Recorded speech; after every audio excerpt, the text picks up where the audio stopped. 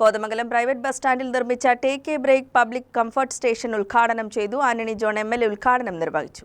കോതമംഗലത്തെ private bus സ്റ്റാൻഡിലുള്ള take a break public comfort സ്റ്റേഷന്റെ ഉദ്ഘാടനം ആന്റണി ജോൺ എം.എൽ.എ. നിർവഹിച്ചു.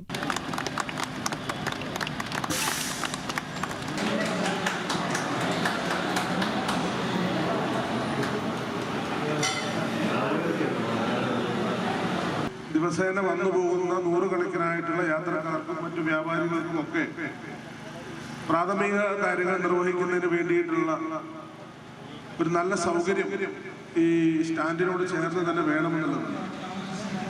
ഇപ്പോൾ നഗരസഭാ കൗൺസിലിലൂടെ ഞാൻ വരുന്നതിന് മുൻപേ ചെയർമാൻ അതുമായി ബന്ധപ്പെട്ട സാഹചര്യങ്ങളൊക്കെ വിശദീകരിക്കുകയുണ്ടായി. നിരവധി ശ്രമങ്ങൾ നേരത്തെ നടത്തിയെങ്കിലും ആ ശ്രമങ്ങളൊന്നും ആ നിലയിൽ നമുക്ക് വിജയത്തിലാക്കാൻ വേണ്ടി സാധിച്ചിരുന്നില്ല.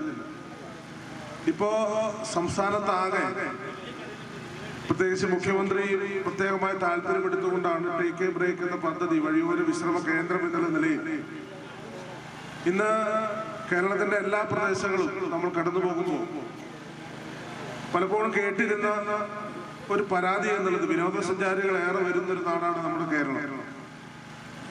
അതിൽ തന്നെ ലോകത്ത് നിർബന്ധമായും കണ്ടിരിക്കേണ്ട അപൂർവ സ്ഥലങ്ങളിൽ ഒന്നാണ് കേരളമെന്ന് അന്തർദേശീയ ഏജൻസികളും അന്തർദേശീയ മാധ്യമങ്ങളും ഒക്കെ നിരന്തരമായി പറയുകയാണ്.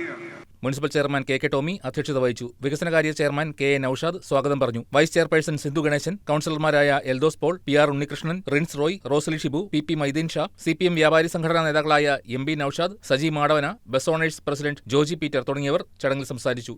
News desk KCV news.